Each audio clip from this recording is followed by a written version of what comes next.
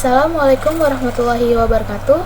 Perkenalkan, nama saya Nindi Fadilah dari Prodi Ilmu Komunikasi dengan NIM 23702010-248 dari kelas D. Di sini saya mau menjelaskan atau mempresentasikan tugas yang sudah saya buat tentang teori, yaitu tentang teori opini publik. Teori yang saya pilih itu teori opini publik oleh John Dewey. Lalu teori ini menekankan peran komunikasi, pendidikan, dan keterlibatan masyarakat dalam pembentukan opini publik yang berfungsi efektif. Latar belakang tokohnya yaitu John Dewey lahir pada tanggal 20 Oktober 1859 di Burlington, Vermont, Amerika Serikat, dan meninggal pada tanggal 1 Juni 1952. John Dewey dikenal sebagai filsuf, psikolog, reformis, dan pendidikan. John Dewey aktif dalam gerakan sosial dan pendiri American Civil Liberties Union atau singkatannya ACLU dan National Association for the Advancement of Colored People atau disingkatnya NAACP. John Dewey menyaksikan transformasi sosial dan politik di Amerika. Paradigma teori yang saya pakai yaitu ada dua. Yang pertama, paradigma konstruktivis, yang artinya realitas sosial terbentuk dari interaksi dan komunikasinya.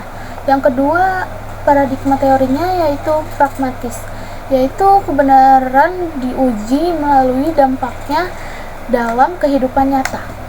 Komunikasinya yaitu ada 3 macam. Yang pertama ada sosiokultural, komunikasi sebagai pencipta makna bersama. Yang kedua ada retorika, fokus pada peran persuasi dalam opini publik. Yang ketiga ada fenomenologis, artinya sebagai kesadaran kolektif. Konteks histori penemuan teori ini, yang pertama ada teori opini publik. John Dewey berkembang awal abad ke-20 atau pasca Perang Dunia ke-1. Yang kedua ada menanggapi media massa, propaganda, urbanisasi, dan pandangan pesimatis Walter Lippmann. Lalu konsep utama dari teori ini, yang pertama ada publik muncul dari kesadaran dampak sosial bersama. Yang kedua, komunikasi sebagai fondasi masyarakat. Yang ketiga, demokrasi sebagai cara hidup.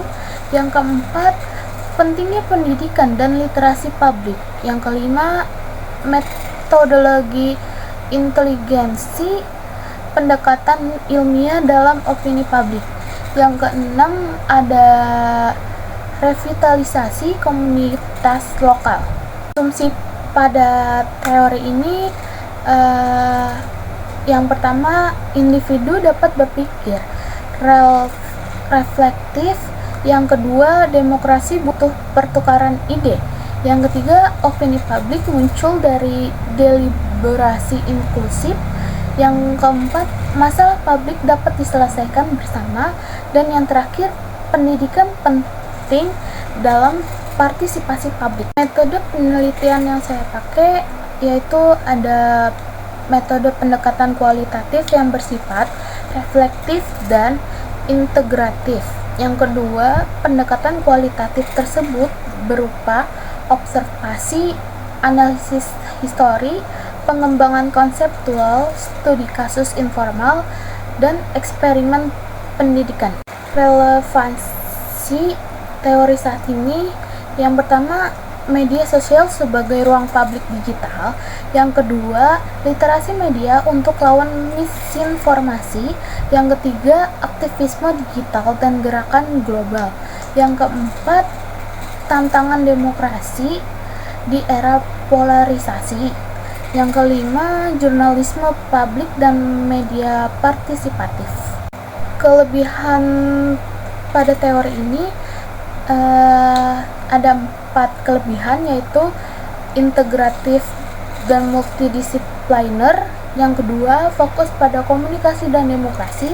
Yang ketiga, ada relevan untuk era digital. Yang keempat, ada solutif dan pragmatis. Keterbatasan teori. Keterbatasan teori ini memiliki 4 keterbatasan. Yang pertama ada terlalu optimis terhadap warga. Yang kedua, kurang eksplisit soal konflik dan kekuasaan. Yang ketiga, minim panduan metodologisnya. Yang keempat itu tidak mengantisipasi perubahan teknologi modern saat ini. Kesimpulan pada teori opini publik yang saya sudah kerjakan, teori opini publik oleh John Dewey adalah kontribusi penting dalam memahami peran komunikasi dalam demokrasi, menekankan pada pentingnya komunikasi yang lebih inklusif, pendidikan yang mencerdaskan, serta partisipasi aktif warga. Teori ini tetap relevan hingga era digital saat ini, meski memiliki keterbatasan metodologis dan terlalu optimistis. Kerangka pemikirnya sangat berguna untuk membangun masyarakat demokratis yang sehat dan deliberatif. Sekian presentasi saya yang sudah jelaskan. Kurang lebihnya mohon maaf apabila ada kesalahan kata yang kurang berkenan. Wassalamualaikum warahmatullahi wabarakatuh.